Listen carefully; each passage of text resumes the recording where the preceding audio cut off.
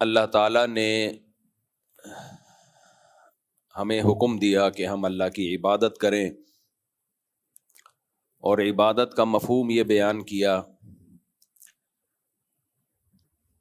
کہ اللہ تعالیٰ کے بھی احکام پورے کرو اور اللہ کی مخلوق کے بھی حقوق کو پورا کرو۔ اللہ تعالیٰ کے حقوق میں ظاہری احکام بھی ہیں جو ہمارے جسم سے نکلتے ہیں، نماز ہے، زکوٰۃ ہے، روزہ ہے، اور اللہ تعالیٰ کے حقوق میں دل کے احکام بھی ہیں۔ آپ کو اپنے دل کو بھی دائیں بائیں لے جانے کی اجازت نہیں ہے۔ جب ہم غلام کہتے ہیں اپنے آپ کو اللہ تعالیٰ کے، تو غلام کا مطلب سر کے بال سے لے کے پاؤں کے ناخن تک، تو اس میں دل بھی آتا ہے کہ نہیں آتا؟ تو اجازت نہیں ہے کہ ہم اپنے دل کو دائیں بائیں لے کے جائیں۔ دائیں بائیں کا مطلب کیا ہے؟ Left right. لیفٹ رائٹ کا مطلب کیا ہے؟ کہ اپنا دل اللہ کے علاوہ کسی سے لگائیں۔ نبی صلی اللہ علیہ وسلم نے ارشاد فرمایا، الا ان فی الجسد مضغہ اذا صلحت صلح الجسد کلہ واذا فسدت فسد الجسد کلہ الا وہی القلب۔ فرمایا خبردار سنو، ہمارے جسم میں ایک چھوٹا سا گوشت کا ٹکڑا ہے، جب وہ گوشت کا ٹکڑا ٹھیک ہوتا ہے تو پورا جسم ٹھیک، جب وہ خراب ہوتا ہے تو پورا جسم خراب ہو جاتا ہے۔ یہاں ایک بار بار میں ایک بات کرتا ہوں، اس کی میں دوبارہ یہاں تنبیہ کروں گا۔ دیکھو، یہاں نبی صلی اللہ علیہ وسلم نے جس دل کے بارے میں فرمایا کہ وہ ٹھیک ہوتا ہے تو پوری باڈی ٹھیک، وہ خراب ہوتا ہے تو پوری باڈی خراب، تو کیا مطلب؟ یہاں ہمیں منع کیا گیا ہے کہ ہم کولیسٹرول والی چیزیں نہ کھائیں، اس حدیث کا یہ مطلب ہے بھائی کوئی ڈاکٹر اگر یہ حدیث سنے گا، وہ کہے گا ہم تو پہلے ہی کہہ رہے تھے آپ اپنی ہارٹ کی کیئر کریں، آپ کا ہارٹ کا مسئلہ ہے جس کی وجہ سے آپ کی پوری باڈی متاثر ہو رہی ہے۔ پراٹھے کھانا چھوڑ دیں، سگریٹ پان گٹکے چھوڑ دیں۔ ڈاکٹر تو یہی تشریح کرے گا نا، کیا خیال ہے بھائی؟ دل کا مسئلہ ہے آپ کا، اور حدیث میں آتا ہے کہ دل جب خراب ہوتا ہے تو پوری باڈی خراب ہوتی ہے، دل صحیح ہوتا ہے تو پوری باڈی صحیح ہوتی ہے، لہذا آپ آپریشن کروا کے اپنا دل ٹھیک کر لیں۔ لیکن آپ کیا سمجھتے ہیں نبی صلی اللہ علیہ وسلم کا مطلب یہ ہے؟ بولو نا بھائی، کیا ہو گیا؟ نہ، کیوں؟ آپ نے فوراً کہہ دیا کہ بھائی نبی کی مراد یہ نہیں ہے۔ وجہ ہے کہ آپ کو معلوم ہے کہ میڈیکل سائنس نبی صلی اللہ علیہ وسلم کا موضوع بولو نہیں ہے۔ نبی کا جو ٹاپک ہے وہ میڈیکل سائنس نہیں ہے، کیا کھانا ہے کیا نہیں کھانا، صحت کے حوالے سے جو چیزیں۔ یہ بار بار میں تنبیہ اس لیے کرتا ہوں کہ پھر اس طرح کی چیزیں آتی ہیں سامنے کہ حکیم لوگ حدیث کا سہارا لے رہے ہیں، اور حدیث میں آتا ہے یہ اس میں یہ شفا ہے، تو اب اس کا کچھ قہوہ بنا کے پلا دیں گے آپ کو۔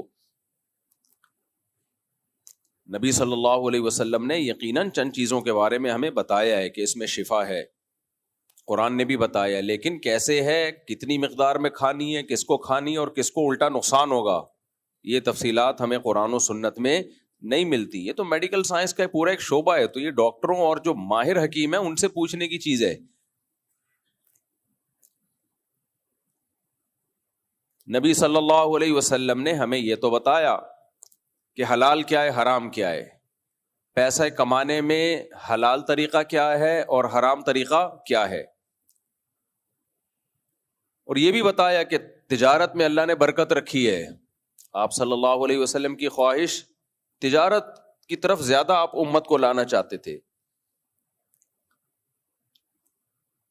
لیکن کون سی تجارت حلال ہے کون سی حرام یہ تو بتا دیا، کمانا کیسے ہے کیا یہ بتایا کہ کس بزنس میں زیادہ پروفٹ ہے، ہے بھائی؟ وجہ کیا ہے بھائی؟ یہ تو ماہر معیشت سے آپ پوچھیں گے، معیشت کے ماہرین سے آپ پوچھیں گے، جو آج کل بزنس چل رہا ہے اس کے ماہرین سے پوچھیں گے، رفیع بھائی سے پوچھیں گے، رفیع بھائی چاول کا کام وہ کیا ملٹی گرین، ان کی دکان کا ولاگ بنایا تھا نا، ملٹی گرین آٹا چل رہا ہے کہ نہیں چل رہا ہے؟ 25 بوریاں کم از کم فری بنتی ہیں ہماری، مذاق کر رہا ہوں، وہ ہم نے ولاگ بنا دیا نا. تو سیریس نہیں ہو جائیں، یہ مذاق ہی ہے. تو یہ تاجروں سے پوچھا جائے گا بھائی جو کا آٹا زیادہ چلے گا مارکیٹ میں، گندم کا آٹا چلے گا، ہر ایک کی ایک فیلڈ ہے.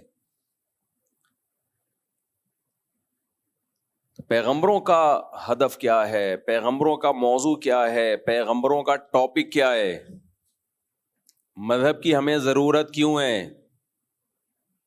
بھائی ہدایت، سیدھا راستہ، غلط اور صحیح میں فرق، وہ راستہ جو انسانوں کو جانوروں سے جدا کرتا ہے، وہ صرف اور صرف محمد صلی اللہ علیہ وسلم کے پاس ہے. آپ کی ہدایت کے بغیر آپ ایک صحت مند انسان تو بن سکتے ہیں، آپ ایک پیسے والے تو بن سکتے ہیں، اچھے انسان آپ نہیں بن سکتے. اچھے ڈاکٹر بھی بن سکتے ہیں، اچھے حکیم بھی بن سکتے ہیں، اچھے انجینئر بھی بن سکتے ہیں، آپ ایک اچھے انسان نہیں بن سکتے. اور ہمارے لیے سب سے زیادہ ضروری پہلے کیا ہے بھائی؟ اچھا انسان بننا. تو ہمارے نبی صلی اللہ علیہ وسلم نے یہ جو فرمایا کہ ایک چھوٹا سا ٹکڑا ہے وہ ٹھیک رہتا ہے تو پوری باڈی ٹھیک رہتی ہے، تو اس ٹکڑے سے جسمانی دل مراد نہیں ہے، اس ٹکڑے سے روحانی دل مراد ہے، جس میں خیالات آتے ہیں، جس میں چاہتیں چھپی ہوئی ہیں. ہم اگر یہ گوشت کا دل نکال کے کسی اور کے لگا دیں اور پلاسٹک کا دل لگا دیں تو وہ ساری چاہتیں کس میں آئیں گی؟ اسی پلاسٹک میں آ جائیں گی. عاشق مزاج لوگ آتے رہتے ہیں میرے پاس، عشق ختم نہیں ہو رہا، تو اس کا حل کیا ہے؟ بھائی یہ دل میں ہے نا عشق، یہ دل نکال کے کسی اور کو دے دے، تیرے ہاں کچھ دوسرے کا دل لگا دیتے ہیں، تو اس سے فائدہ ہوگا؟ کوئی فائدہ نہیں ہوگا. بھائی وہ تو جو بھی دل آئے گا اس میں خیالات شروع ہو جائیں گے. اب یہاں ایک میڈیکل سائنس کا مسئلہ ہے، خیالات تو دماغ میں آتے ہیں، دل میں تھوڑی آتے ہیں. دماغ چینج کریں گے تو بندہ چینج ہو جائے گا. تو خوب سمجھ لو کہ دماغ میں خیالات آتے ہیں، دل میں نہیں آتے. خیالات کا مرکز دماغ ہے. یہاں بھی وہی بات ہے، اسلام میڈیکل سائنس کی باتیں نہیں کرتا. دیکھو جب ہم روتے ہیں تو آپ ڈاکٹروں سے پوچھیں کہ آنکھیں روتی ہیں یا دماغ روتا ہے، ڈاکٹر کہے گا دماغ روتا ہے، آنکھ نہیں روتی.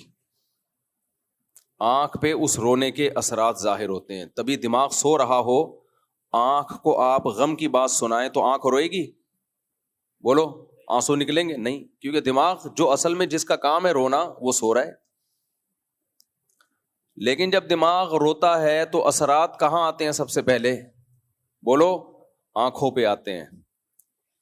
اس لیے عرف میں نسبت آنکھوں کی طرف کی جاتی ہے، دماغ کی طرف بولتے کیوں نہیں یار؟ نہیں کی جاتی، کیونکہ اثر کس پہ آ رہا ہے؟ آنکھ پہ آ رہا ہے. تو نسبت ہم آنکھ کی طرف. آنکھیں غمزدہ ہیں، آنکھیں رو رہی ہیں. جب انسان خوش ہوتا ہے آنکھوں میں ایک چمک پیدا ہوتی ہے، آنکھیں ہنس رہی ہیں، آنکھ بتا رہی ہے کہ خوش ہے.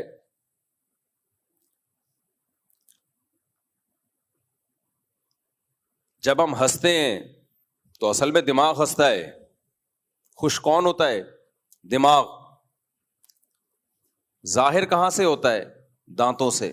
آپ اپنی بتیسی دکھانا شروع کر دیتے ہو، جیسے بہت سے لوگ دکھا رہے ہیں ماشاء اللہ، جمعے کا دن ہے صاف کر کے آئے ہیں الحمدللہ. تو ہم کہتے کیا ہے بھائی؟ دانت ہنس رہے ہیں. تو دانت نہیں ہنس رہے ہوتے، ہنستا کون ہے بھائی؟ دماغ ہنستا ہے.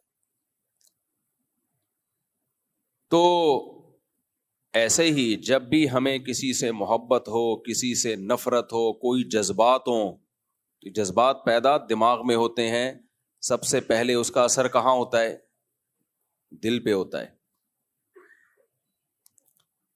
دل خوش ہوتا ہے، دل کی دھڑکن خوف سے بھی تیز ہوتی ہے، خوشی سے بھی تیز ہوتی ہے. خوشی والی تیزی الگ ہوتی ہے، خوف والی تیزی الگ ہوتی ہے. اس لیے شریعت نے نسبت دل کی طرف کی ہے. خوش ہونے کی نسبت، غمزدہ ہونے کی نسبت، محبت کی نسبت، نفرت کی نسبت کس کی طرف کی ہے؟ دل کی طرف. اور صرف شریعت نے نہیں، پوری دنیا میں دل کی طرف نسبت کی جاتی ہے. یہ میں اس لیے کہہ رہا ہوں کہ بعض ڈاکٹر کہتے ہیں بھائی یہ اسلام نے کیا کہا ہے، دل چاہ رہا ہے، دل تھوڑی دماغ چاہتا ہے. تو یہ وہ لوگ ہیں جن کو عقل پرستی کا ہیضہ ہو جاتا ہے. ایک ہوتی ہے عقل کا استعمال، ایک ہوتا ہے عقل کا استعمال کا، عقل پرستی کا بولو ہیضہ. یہ وہی لوگ ہیں کہ جب آپ آ کے کہو کہ میں 3 پلیٹیں کھا گیا بریانی کی، تو وہ کہیں گے پلیٹیں کیوں کھائی، کھانی تو بریانی چاہیے تھی آپ کو. اب اس کو کیا سمجھائے؟ کہیں گے بھائی ہم نے مجازن کہہ دیا کہ وہ پلیٹیں اصل میں وہ کھائی ہم نے کیا تھی، بریانی. کہے گا تو پھر یہ بولو نا بریانی کھائی ہے، تم تو منہ سے بولا ہے تم نے پلیٹیں کھائی ہیں. تو آپ بولو بھائی عرف میں ایسا ہی کہا جاتا ہے، کوانٹٹی بتانے کے لیے پلیٹوں کی طرف نسبت کی جاتی ہے. ارے میں عرف نہیں مانتا، بے عقلی کی باتیں. میں اگر کسی زبان میں کوئی لفظ غلط استعمال ہو رہا ہے تو غلط کو ٹھیک کرو، نہ یہ کہ آپ غلط ہی کو چلتے رہو. تو پلیٹیں کوئی نہیں کھا سکتا، لہذا آئندہ بولو بریانی کھائی ہے میں نے. تو ایسے آدمی کو ہم کیا کہیں گے؟ عقل پرستی کا ہیضہ ہو گیا ہے. کوئی ذہانت نہیں ہے، یہ حماقت ہے. اٹ از کالڈ، بول تو لے یار، حماقت. تو شریعت بھی نسبت کس کی طرف کرتی ہے؟ دل کی طرف. جذبات کے اثرات دل میں ہوتے ہیں. دل مردہ ہوتا ہے، مردہ. جب دل مردہ ہو جاتا ہے تو جذبات ختم، پھر چیزوں کا اثر ختم، اثرات بھی ختم ہوتا آتے ہیں. تبھی تو شریعت نے کہا ہے وَشَابٌ نَشَأَ فِي عِبَادَةِ اللَّهِ عَزَّ وَجَلَّ، جوانی میں اللہ کی عبادت کرو، کیونکہ جوانی میں دل جوان ہوتا ہے. جوانی میں محبت بھی ٹوٹ کے ہوتی ہے، نفرت بھی ٹوٹ کے. تو یہی محبت اللہ سے بھی ٹوٹ کے ہو سکتی ہے جوانی میں. دنیا مردار کا عشق جیسے ٹوٹ کے ہوتا ہے جوانی میں، بڑھاپے میں عشق ہوتا ہے بھائی. سوچتا ہے آدمی کہ عشق کرنا مناسب رہے گا یا نہیں رہے گا. جوانی میں عشق بھی ہوتا ہے، بہادری بھی ہوتی ہے، بڑے بڑے کارنامے سر انجام دینے کے جذبات بھی ہوتے ہیں. وہ الگ بات ہے کارنامے سر انجام دے یا نہ دے، لیکن جذبات بہرحال ہوتے ہیں. 4 شادیوں کے جذبے ہوتے ہیں، اس پہ عمل کر پائے نہ کر پائے یہ ایک الگ مسئلہ ہے. جذبے بہرحال ہوتے ہیں. تو جوانی میں اللہ کی محبت بھی پیدا ہو سکتی ہے. یہ جتنے بڑے بڑے ولی اللہ گزرے ہیں اکثر جوانی میں انہوں نے توبہ کی ہے اور جوانی میں اللہ کو منایا انہوں نے. قرآن میں کتنے پیغمبروں کے بارے میں بلغ اشدہ واستوى آتیناہ حکما وعلما، اس طرح کے الفاظ یا اس سے ملتے جلتے الفاظ ہیں قرآن میں کہ جب وہ اپنی جوانی کو پہنچے ہم نے ان کو علم اور حکمت سے نوازا. تو میں یہ کر رہا تھا کہ